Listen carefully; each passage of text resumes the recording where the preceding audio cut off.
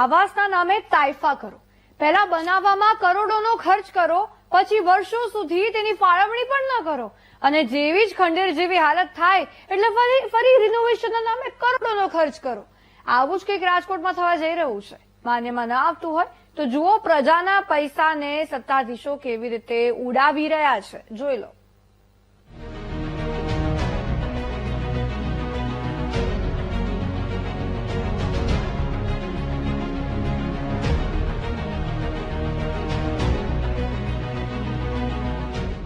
$2 લાખમાં ખરીદો 1 BHK મકાન. વહેલા તે પહેલા પણ રિનોવેશન પછી મળશે મકાન. આવું એટલા માટે કારણ કે કરોડો રૂપિયાના ખર્ચે 15 વર્ષ પહેલા બનેલા 1056 આવાસ હાલ ખાલી પડ્યા છે.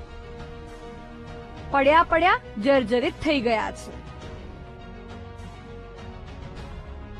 તેવામાં તંત્રએ તે જર્જરિત આવાસનું કરોડોમાં રિનોવેશન કરવાનો એક્શન પ્લાન તૈયાર કર્યો છે અને રિનોવેશન પછી જરૂરિયાતમંદોને 2 લાખમાં 1 BHK મકાન આપવાની જાહેરાત કરી છે.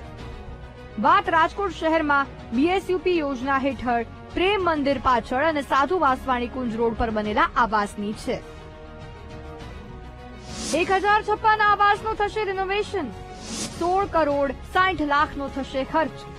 આ રિનોવેશનની કામગીરી 10 મહિના ચાલશે અને ત્યાર પછી PMAY 2.0 હેઠળ 3 લાખ રૂપિયા સુધીની આવક ધરાવતા જરૂરિયાતમંદોને આ ફ્લેટ ફાળવાશે.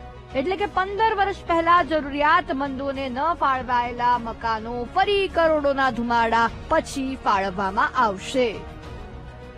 અહીં સવાલ એ થાય છે કે કેમ 15 વર્ષ સુધી આવાસની ફાળવણી ન કરાઈ? 15 વર્ષ પછી કેમ અચાનક રિનોવેશનનું યાદ આવ્યું? ચૂંટણીઓ નજીક હોવાથી તાઇફાઓ શરૂ થયા છે શું? જનતાના ટેક્સના કરોડો રૂપિયા આવી રીતે ઉડાવશો?